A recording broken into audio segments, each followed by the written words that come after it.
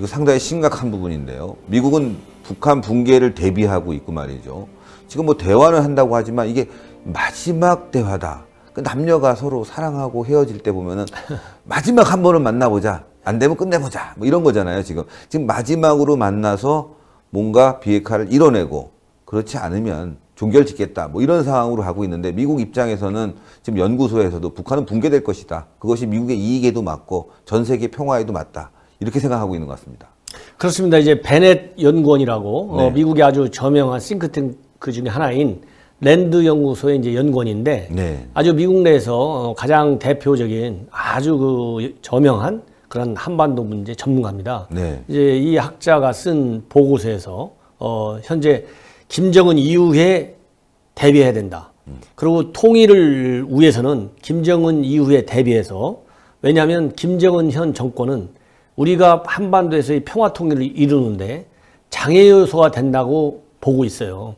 그래서 김정은이가 이제 정상적인 통일에는 장애 요소가 되기 때문에 우리 한국은 김정은이 말고 김정은을 대체할 수 있는 그런 유력한 그런 엘리트들하고 손을 잡아가지고 평화 통일을 진정으로 평화 통일을 이룰 수 있는 그런 작업을 해야 된다. 지금 이렇게 나와 있거든요. 네, 그러면서 이제 우리가 눈여겨 봐야 할 그런 현상 지적 내용 중에 중요한 것은 지금 현재 김정은하고 협상을 하면서 우리 정부도 그렇고 믿을 만한 지도자다, 훌륭한 협상자다.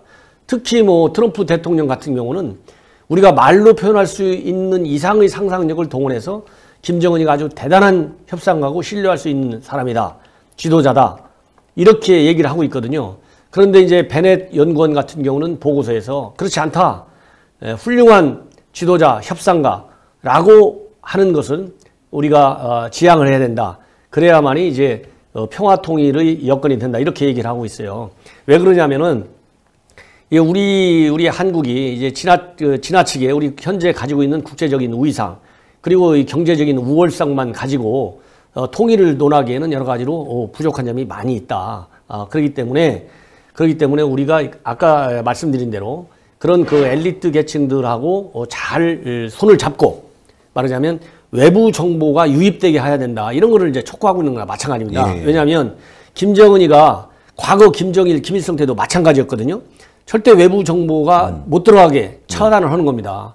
그렇게 외부 정보 유입에 적극적으로 반대하는 것은 체제 붕괴 가능성을 우려하기 때문이에요. 그렇기 때문에 외부 정보가 북한 사회에 많이 들어가도록 이렇게 해야 된다. 이런 것도 사실상 이제 주장하는 거나 마찬가지입니다. 그런데 이제 왜 이 대목에서 지금 비핵화 협상이 한참 진행 중에 있는데 갑자기 그 저명한 그 한반도 문제 전문가가 저렇게 봤을까? 예. 제 나름대로 이렇게 해석을 해보면 기본적으로 김정은이의 여러 가지 김정은이가 지금 비핵화 협상을 해서 핵을 금방 없을 것 같이 하지만 그분이 보기에는 비핵화 협상이 어려울 것이다라는 이렇게 보는 거예요. 제가 보기에는.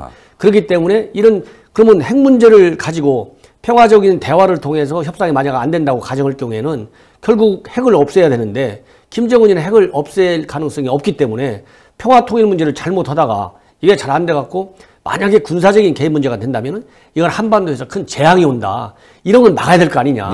그래서 저렇게 이제 평화 통일을 이루는 김정은이가 장애인이기 때문에 다양한 외부 정보도 유입해야 된다든가 다른 그런 우호적, 개혁 개방, 체제의 전환 이런 거하고 이제 손을 잡아야 된다 이런 얘기를 하고 있거든요.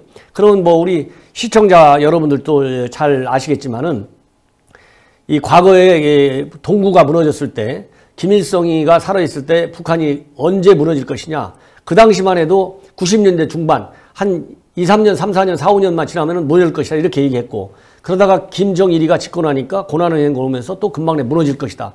그런데 안 무너지겠어요. 그러니까 그 이후에 북한 체제의 붕괴론이 나오다가 그게 이제 안 되는 것 같으니까 대안으로 나온 것 중에 하나가 레짐 체인지라고 해가지고 북한이 가지고 있는 사회주의, 공산주의 그리고 대남 도발적인 여러 가지 기구와 장치 이런 것들이 없어지고 민주정부, 시장경제를 지향하는 그런 우리와 같은 자유민주주의와 시장경제를 채착할 수 있는 오늘날 뭐 근접한 중국이라든가 베트남 같이 체제 전환에 성공할 수 있는 모델을 바꿔야 되겠다. 그래서 그 당시에는 붕괴론 이후에 나온 것이 말하자면 체제 전환 문제, 레짐 체인지가 많이 나왔거든요.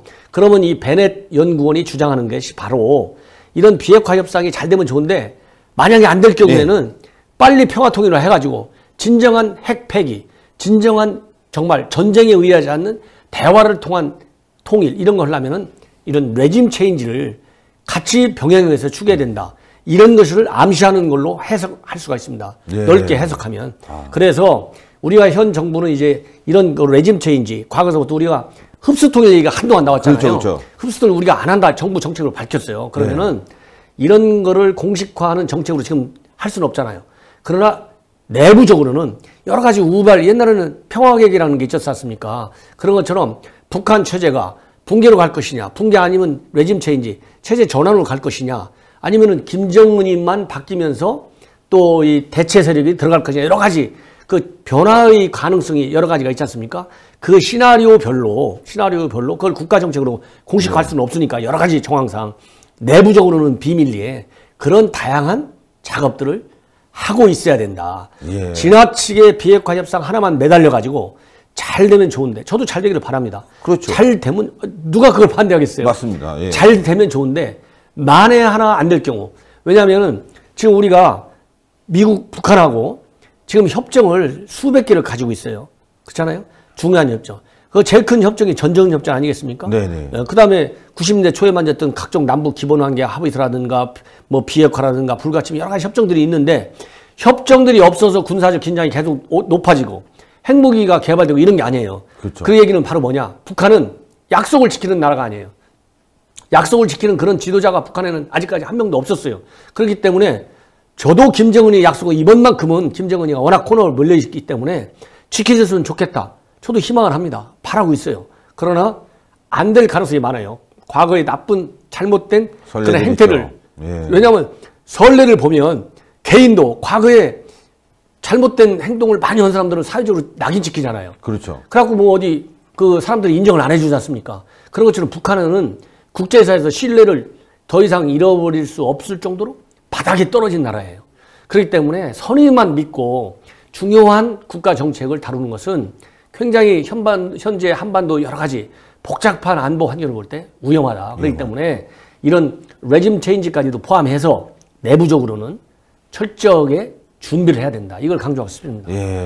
미국은 지금 다양한 방법을 동원하고 또 여러 가지 상황을 대비해서 지금 시나리오별로 대응을 하려고 하는데, 지금 대한민국은 무조건 한 곳에 올인하다 보니까 전방에 우리 부대도 철수하는 정말 어처구니 없는 이제 군사 합의를 하고 있지 않습니까? 무조건 평화가 왔다. 근데 정황적으로는 뭐 여러 가지 이제 앞으로 대비되는 여러 가지 상황들은 평화가 온 게 아니라 불안 요소만 더 강화시켜 놨단 말이죠.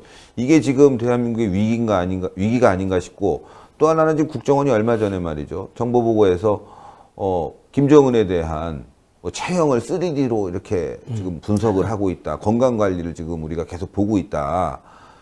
이것도 맞느냐, 왜 이런 거를 보고했느냐라는 부분도 논란이 되고 있거든요. 정말 우리 정부가 뭘 하고 있는지, 뭐 일부에서는 국정원이 아직도 우리가 대북 감시망에 대해서 철저히 하고 있다고 공개는 했지만 이게 북한의 정보만 노출했다. 얼마 전에 임종석이가 판문점 가갖고 말이죠. 군사 정보를 노출했다. 사진이 찍혀갖고 지뢰 위치라든가 여러 가지 상황을 노출해서 이것이 북한의 정보에 이용되고 있다라고 또 비판이 있는데, 또 국정원도 그런 일을 하고 있고 말이죠.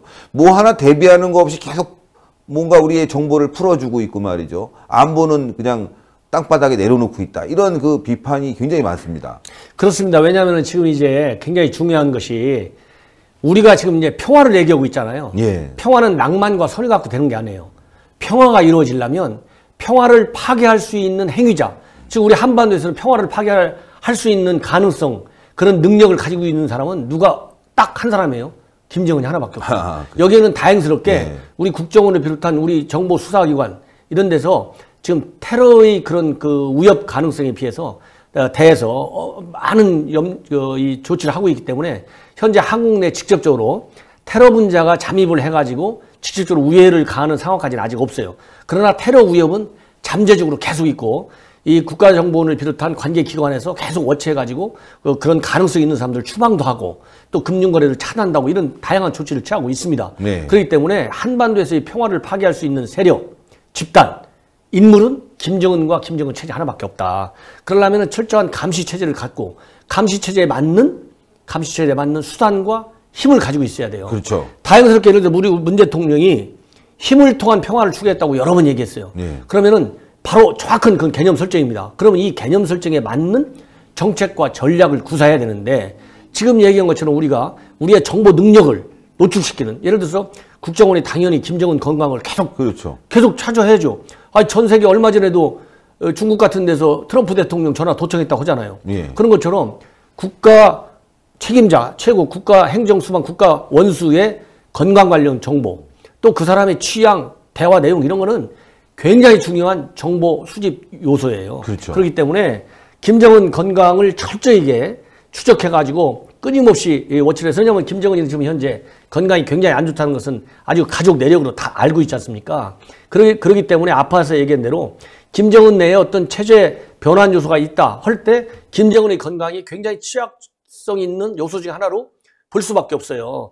그런데 이제 문제는 그 3D를 정보위원들을 믿고 보고를 했으면 정보위원들은 끝까지 그걸 지켜야 됩니다. 왜냐하면은 그 나라의 정보 역량을 노출시킬 수 있는 정보 기법 이런 거는 어느 정보기관이 공개를 안 해요. 왜냐하면 내가 가지고 있는 숨은 정보 자산을 공개하는 거는 내 정보 역량을 북한한테 노출하는 거잖아요. 그렇죠. 북한은 우리 정보의 세계, 그 다음에 방어의 세계에서는 우리한테 적인 거예요.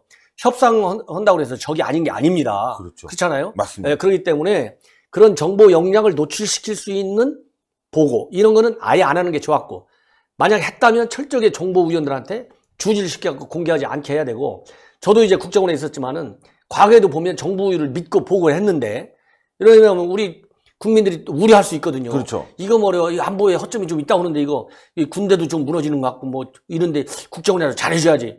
이런 믿음과 이런 걸 갖게 하기 위해서 만약 보고를 했다. 그러면 정보위가 끝까지 지켜야 됩니다. 그리고 안 지켰으면 그 정보위원은 정보위 자격을 박탈해버려야 돼요. 이렇게 강력한 보안 조치가 있어야 되는데 그렇지 않고 만약 공개를 했다. 이거는 상당한 책임이 따를 수밖에 없다. 이런 걸 말씀드리고 아까 하나만 더 덧붙이자고 좋은 지적하셨는데 지금 군사 합의의 제일 취약성 중에 이제 그 정보 감찰 감시 능력이잖아요. 그러면은 눈에 보이는 물리적인 그런 감시 능력이 DMZ 일대에서 약화됐으면 우리가 정보의 세계는 비밀 공작의 세계지 않습니까? 그러면 비밀 공작, 비밀 정보의 세계에서 우리 현재 우리 군인들이 DMZ 인근에서 정찰로 잡아낼 수 없는 거를 정보 기법으로 정보 역량을 동원해서 그걸 다 찾아내가지고 군사적으로 활용할 수 있게 지원을 해주는 것이 정보기관의 임무다. 이런 것이 굉장히 중요한 시기이기 때문에 제가 보기에는 이렇게 민감한 정보 또 민감한 정보 기법이 노출되는 것은 굉장히 위험스럽다. 그래서 한 가지만 이 건과 관련해서 더 덧붙인다면 북한이 지금 우리가 이제 비핵화 협상을 잘 끌고 가고 있잖아요. 우리 정부가 얼마나 노력을 합니까? 여기까지는 좋아요. 그런데 이게 실수가 없어야 됩니다. 지금 미국은 실수를 안 하려고 제재 완화를 끝까지 밀어붙이잖아요. 미국이 약속한 대로 제재 완화를 만약에 어설프게 하면 엄청난 전략적 실수를 하는 거예요. 그럼 우리 정부도 북한과 관련해서 전략적인 실수가 없게 하는 것이 굉장히 중요한데 최근에 우리 정부가 한 것 중에 하나는 비준 문제를 놓아두고 더 큰 실수를 했다. 뭐냐? 국가 논쟁이에요. 북한이 국가냐 아니냐. 김정은이가 볼 때 지금 김정은이는 비핵화 협상에 나온 이유 중에 하나가 전 세계 왜냐하면 김정은이를 북한이 정상적인 지도자로 인정을 안 하지 않습니까? 그러니까 국제 형사재판소에 보내야 된다고 유엔에서 결의까지 하는 판국이잖아요. 얼마나 창피한 일입니까? 그런데 김정은이가 하는 북한은 지금 북한 국가가 아니야. 우리 그것도 청와대가 나서 갖고 막 했으니까 김정은이 볼 때 얼마나 기분 나빠요. 그다음에 두 번째는 국정원하고 지금 그 북한 김영철 라인하고 이 비핵화 협상에서 중매 역할을 해가지고 계속 노력을 하고 있는 창구를 가지고 있는데 거기다 대고 김정은이 건강 우리가 지금 이런 식으로 해서 3D 기법이 해갖고 다 면밀하게 체크하고 있어. 그러면은 김영철이나 김정은이가 볼 때 이거 한국 국정원 믿고 비핵화에서 나오라 해서 나오고 지금 이렇게 서로 공조해가면서 중매 역할을 한국 정부가 잘 하고 있는데 이거 어디까지 믿어야 돼? 이런 또 불신을 주는 거예요. 그렇죠. 그래서 제가 보기에는 아까 얘기한 대로 종전선언이라든가 군사합의서 이런 것이 앞으로 한미 군사훈련을 하는데 재개하는데 상당한 명분, 북한이 트집 잡을 수 있는 명분이 됐는데 이번에 국가 논쟁, 또 이 건강 체크 이런 것이 김정은이한테는 핑계거리, 그렇죠. 예? 질질 비핵화 협상 끌고 가고 또 우리 한국을 비난하고 미국을 비난할 때 쓸 수 있는 굉장히 중요한 핑계거리가 될 것이다. 이런 것이 저는 우려스럽습니다. 예. 왜냐하면 이런 핑계를 안 줘도 핑계를 만드는 게 그러니까요. 북한인데 그렇죠. 예, 이런 거에 대해서 앞으로는 이 비핵화 협상이 뭐 금방 끝난 게 아니고 앞으로도 계속 될 것이기 때문에 정말 우리가 북한의 잘못된 시그널 아니면은 잘못된 판단을 줄 우려가 있는 크고 작은 그런 행동은 절대 그런 행태는 보이지 않아야 되겠다. 그래야만이 비핵화 협상이 제대로 가가지고 진정으로 우리가 원하는 정말 한반도에서의 한민족 공동체 이런 통일 방안을 실현할 수 있는 여건이 먼 훗날 올 수 있다. 이런 걸 제가 강조하고 싶어요. 예. 잘해도 먼 훗날 올 수 있는데 지금 미국은 벌써 붕괴를 대비하고 그 과정에서 있을 수 있는 여러 가지 상황들에 대해서 좀 연구하고 대비책을 만들어가는데 지금 대한민국은 딱 한 가지만 놓고 얘기를 하고 있기 때문에 자칫 여기서 깨졌을 때 이 후폭풍을 감당할 수 없으면서 말이죠. 오히려 남남 갈등이 일어나고 이 과정에서 국론 분열이 생기고 말이죠. 사실 뭐 북한이 과거에 도발했을 때 똘똘 뭉쳐서 북한을 이겨냅시다 이런 상황이었지만 지금은 북한이 도발하면 평화냐 전쟁이냐 하면은 또 야 우리는 평화다. 그럼 전쟁 세력은 누구냐? 미국이다 라고 하면서 또 미국을 공격하고 그런 과정에서 우리가 월남처럼 되는 상황이 벌어질 수도 있다. 그래서 또 우리 국민들이 미국 물러나라 빨리 우리 평화협정하겠다 이렇게 되면 북한이 도발하고 핵을 쏠 수도 있다 이러면서 거꾸로 흡수가 되는 북한에 의해서 흡수가 되는 상황. 야, 이게 랜드연구소에서도 그 보고서에 보면 쭉 보니까 통일은 상당히 큰 어떤 재난적 또 인명적 피해가 있을 수 있다. 이걸 감내하고라도 자유민주 통일, 대한민국 주도의 통일이 돼야 된다라고 직시하고 있는데 지금 상황은 말이죠. 아주 위험한 상황. 지금 대한민국 정부를 보면 그렇단 말이죠. 그래서 이제 중요한 것이 대한민국의 안보는 우리 한국 혼자 낭만적인 네. 북한의 선언만 믿고 평화를 유지하고 또 이 북한의 도발을 막기에는 힘이 부족한 거예요. 옛날이나 지금이나. 그쵸. 지금은 더 부족하죠. 북한의 핵 때문에. 그렇기 때문에 우리 한국의 안보는 우리가 혼자 할 수 없기 때문에 한미 동맹, 군사 동맹 조약을 맺어서 갖고 있어요. 그렇죠. 그래서 이런 북한의 핵 문제, 왜냐하면 북한의 핵은 김정은이가 혼자 자기 체제 보유하려고 쓴 게 아니고 한반도 통일하는데도 필요하다 하면 쓰려고 만들어 놓은 거예요. 아니 그러니까 비핵화 협상 얼마 전까지도 김정은이가 내 책상에 핵 버튼 있어. 미국 장난치지 마. 이렇게까지 한 사람이 하지 않습니까? 네. 이게 어느 날 갑자기 표변해가지고 정말 한반도에서 핵 없는 평화를 반드시 실현할 것 같은 지도자로 지금 우리가 혼란을 겪고 있다. 그렇기 때문에 북한이 가지고 있는 지금 현재 북한은 대남 도발할 수 있는 장치와 군사력을 다 그대로 가고 있어요. 통전부 더 세지고 있습니다. 그러면 대남 전략 하나도 바뀐 게 없어요. 당 규약 이런 데 하나도 바뀐 게 없어요. 그렇기 때문에 말로 해서 지금 일단 협상은 진행 중에 있는데 협상이 지난 봄부터 6개월간 진행돼 왔지만 김정은이가 실질적인 비핵화라고 우리가 객관적으로 볼 수 있는 전문가들이 볼 수 있는 실질적인 비핵화 조치는 아직까지도 안 내놓고 있거든요. 그렇기 때문에 우리 안보는 한미 동맹에 의해서 버텨나가고 있다. 이거를 자주성이 상실됐다. 왜 미국에 의존하느냐? 언제까지 사사건건 미국에 의존하느냐? 이런 지금 그 여권에서 그런 발언을 하는 전직 관료들이 많아요. 네. 이거를 우리 자존심의 상실, 주권의 상실로 보면 안 된다. 그러면은 아예 그렇다면 아예 지금 당장 그러면 한미 동맹 파기하면 될 거 아니겠습니까? 왜 파기를 못 합니까? 동맹을 파기하면 안 되기 때문에 못 하는 거예요. 그렇죠. 그러면은 가지고 있는 동맹 체제잖아요. 그럼 우리가 얘기하는 비핵화가 됐든 통일이 됐든 평화 공존이 됐든 동맹의 힘을 빌리는 것은 당연치자다.